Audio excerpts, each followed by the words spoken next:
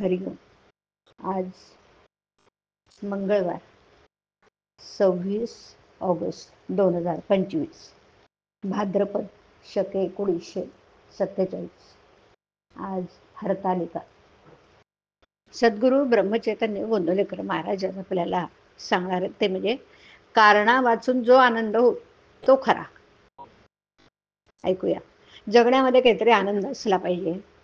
जगणं हे आनंददायक आहे. मग आपल्याला दुःख का होतं? म्हणजे मनुष्य आनंदासाठी जगतो आणि दुःख करतो, याचं कारण असं की आपण कशा करता काय करतो हेच विसरलो. मनुष्य आनंदासाठी न जगता वस्तूसाठी जगतो. वस्तू ही सत्य नसल्यामुळे तिचं रूप अशाश्वत असतं. अर्थात तिच्यापासून मिळणारा आनंद हा देखील अशाश्वत असतो. मी आनंदात राहावं असं प्रत्येकाला वाटतं. म्हणजेच भगवंताकडे जावं असं वाटतं, कारण भगवंत आनंद स्वरूपच आहे ना. आपल्याला अशी एक सवय लागली की काहीतरी कारणाशिवाय आपण आनंद भोगूच शकत नाही.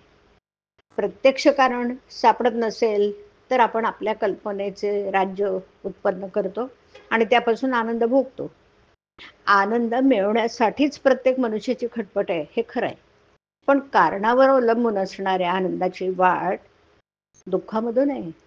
आणि त्या आनंदासाठी मनुष्य दुःखदायक प्रपंचाची कास धरतो. म्हणून कोणतंही कारण नसलेला आनंद भोगवण्याची आपण सवय लावून घ्यावी. कारणावरच अवलंबून असणारा आनंद हा अर्थात अशाश्वतच असणार आणि म्हणून तो खरा आनंद नाही. कारणाशिवाय आनंद मिळवण्यासाठी अगदी स्वस्थ बसायला शिकावं. हे काहीही न करणे ही फारच उच्च अवस्था आहे. काहीतरी करण्यापेक्षा ती फारच कठीण आहे. भगवंताशी अगदी अनन्य होणं, आपलं कर्तेपण पूर्ण मारणं ही ती अवस्था आहे. आनंद पाहिजे असेल तर तुम्ही आनंदातच राहा. कशाही परिस्थितीत आनंद राहावा. आपल्या मनासारखी गोष्ट घडून आली तर समाधान वाटावं. कोणीही मनुष्य स्वतःसाठीच सर्व करतो. समजा आपल्याला त्रास देणारा कोणी आहे आणि आपल्याला त्रास दिला तर त्याला बरं वाटतं. म्हणजे आपल्याला दुःख दिलं तर त्याला आनंद होतो. म्हणून तो नुसता स्वतःसाठीच माझ्याशी तसा वागतो.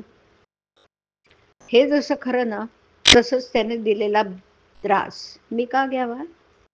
त्याने काहीही केलं तरी आपण आनंद का बिघडू द्यावा? असं आपण वागावं.